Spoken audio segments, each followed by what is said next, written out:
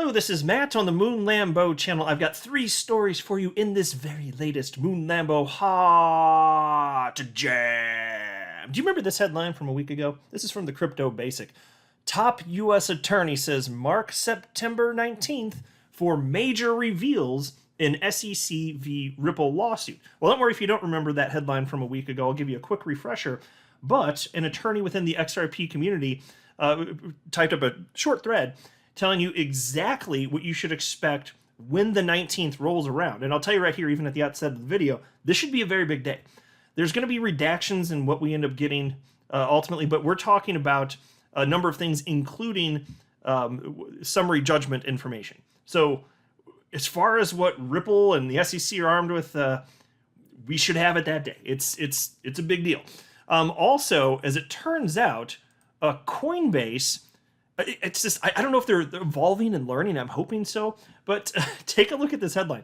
Coinbase aims to educate 103 million user base with new crypto app integration. So let me tell you here what this is in a nutshell, and then I'll share with you the specifics as we get to that article later in the video. What Coinbase is doing, and I do love this, honestly, is they're including the political stance of, well, all sorts of politicians in the United States on their platform, on their exchange, like on the Coinbase app. And so it's if there's a politician who's not pro crypto, it's going to be right in front of the faces of all of Coinbase's customers. And then the heat can be brought to the politicians. And because look, at some point it'll be the case that 100% of politicians are pro crypto. I just don't know how long it's going to take for us to get there. But I was like, yes, please bring the heat. And then there was also this article from the Crypto Basic titled, Attorney Deaton says one factor alone proves XRP is not a security. But before digging in, I do want to be clear, I do not have a legal or financial background of any kind. I'm not offering legal or financial advice, and you definitely should not buy or sell anything because of anything that I say or write. I'm just an enthusiast who enjoys making YouTube videos about crypto-related topics, but just as a hobby and just for fun. And so you may recall, if you're looking at your screen, this tweet that I shared over a week ago from attorney James K. Filan, who of course is a member of the XRP community. And it was part of what's included in there is a schedule in terms of what to expect for filings and such moving forward. There's a big date, though, included in that, which is the 19th, and attorney Jeremy Hogan commented on that September 19th, 2022 date, and he wrote the following, and I shared this tweet at the time. This is from September 8th. Circle September 19th as the day we get to see most of the cards the parties are holding. Ripple v. SEC. The end game. It's getting me excited. I'm weird like that. And so now I wanted to share with you, because just literally yesterday, attorney Filan shared some additional information on exactly what we should expect that day. Not in terms of obviously he couldn't say exactly what the evidence would be, but in terms of the things that are going to be dropped. That's a big part of what he was helping us to understand. And so he wrote the following. Since I posted the summary judgment briefing and sealing schedule, which is at the end of this thread, I'm reading statements and hearing from people regarding what we will see on Monday, September 19th. It's important that you understand what you will and won't see on Monday, September 19th. And it is laid out in the parties' joint scheduling proposal that was approved by District Judge Torres. The proposal is very specific regarding what will be made public and when. On September 19th, we will only see redacted versions of the briefs. We will not see the actual declarations, exhibits, or Rule 56.1 statements. Those will be released after a decision on the omnibus briefing regarding sealing described at the end of the approved proposal. So just pause to note, in terms of what the public should be allowed to see, what should be sealed, a bit of that is still up in the air. But the good news is, and this is the biggest part of it, and this is the part of the reason I was excited to share this information with you, is because the actual briefs, although even some of that you should expect some limited redactions, we're going to have that. We are mere days away from having that information, and that will be like the biggest knowledge and data dump that we've had since the beginning of this case. I mean, that's what I'm expecting anyway, based on what I've seen from those who, attorneys that have spoken on this within the community. That's my anticipation. So we'll see what we actually get, but that's what I'm expecting to this point. And then Attorney Filan says, The briefs will be long, and we will see references and citations to the declarations, exhibits, and Rule 56.1 statements in the briefs, but we won't see those actual documents until after a decision on the omnibus briefing regarding sealing. It is possible that a ruling on the pending Daubert sealing motions, which overlap with the summary judgment sealing issues, could affect the schedule.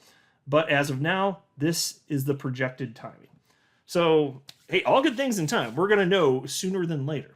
Now, on to the next topic here from the Daily Hodl. Coinbase aims to educate 103 million user base with new crypto app integration. And I love this because they're bringing the fire to the politicians, and we need to see more from people in Congress specifically, so I'm all for it.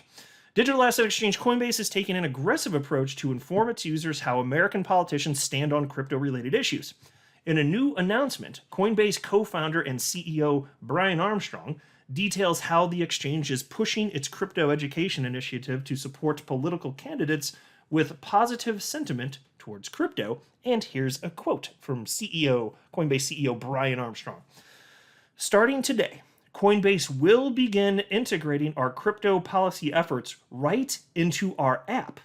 These will help our 103 million verified users get educated on the crypto positions held by political leaders where they live, end quote. And so I would say this is up there, in at least in kind, with what attorney John Deaton did when he created his Connect to Congress, that website. Because it basically, you may recall, and I'm sure many of you listening actually took advantage of this, there was a template of a letter, and then you basically just clicked on who in Congress you wanted to send it to, and then it just shot off. So it could take like a matter of seconds, effectively. But you could also modify you could start from scratch, write your own letter, modify it slightly. The point was to bring attention to those in Congress, regarding the current state of the world of crypto, because it's in shambles from a regulatory perspective. Anyway, piece continues though. The integration allows Coinbase app users to see who among the members of the Congress are crypto-friendly based on public statements they made. It also allows them to register to vote and learn about local town hall events. So I'll just say here, I would not want to be Brad Sherman right now. Representative of California, would not want to be him. He just wants crypto to stop existing. And if you look, and I want not to get into him, he just popped in my head, but I mean, that freaking guy. He's getting money from people who have incentive to try and crush crypto and blockchain, which is going to be a failed effort. Like, it's the genie's out of the bottle. It's not going away. But anyway, here's another quote. Some of the publicly available data backing this comes from an organization we help support called the Crypto Action Network Scorecard. This scorecard is the first of its kind and a new tool for the crypto community to learn about their elected officials, end quote. Now, Armstrong makes it clear that the exchange will take an active part in the electoral process. And here's another quote. Over time, we want to help pro-crypto candidates solicit donations from the crypto community in crypto. We'll also expand to get more geographic coverage in global elections and add data on various candidates running for office, not just current elected officials. So, like, end quote. So I am all for it. Let's see what the hell happens with this. But it couldn't be more obvious that crypto is here to stay. But man, I would love to have Congress, because they're the ones that get the power. I'd love to see them, be more hands-on in terms of who's in charge of what. Because right now you just have the SEC running rampant in the wrong direction. And it's gross. Anyway, on to the next story. Attorney Deaton says one factor alone proves XRP is not a security. Attorney John Deaton, the founder of Crypto Law, has highlighted a single factor that proves XRP is not a security. According to Deaton, allowing XRP holders to convert the crypto asset into other coins such as Bitcoin, Ethereum on Coinbase, Uphold, Kraken, etc. makes XRP non-security under Howey. And here's a quote from Attorney Deaton. If holders of XRP maintain their XRP on an exchange such as Coinbase, Kraken, Uphold, etc., XRP holders can convert XRP into ETH, Bitcoin, Litecoin, BTH, or many other crypto assets. This factor alone takes XRP out of the classification of security under Howey. And that's a quote, again, from Attorney Deaton. The attorney, representing over 72,000 XRP holders in a class action against the SEC, made this known, citing an excerpt from a writ of mandamus he wrote on January 1st of 2021, 9 days after the Ripple v. SEC case was filed. He stated that in the Howey case, investors did not own the assets in question, oranges and beavers, and, as such, could not sell nor convert them into other assets. And here's a quote. In Howey and its progeny, investors didn't have possession and control of the oranges or the beavers to sell. And they certainly couldn't convert the oranges to apples. Exactly. So this is something that wasn't even possible to do prior to this technology existing.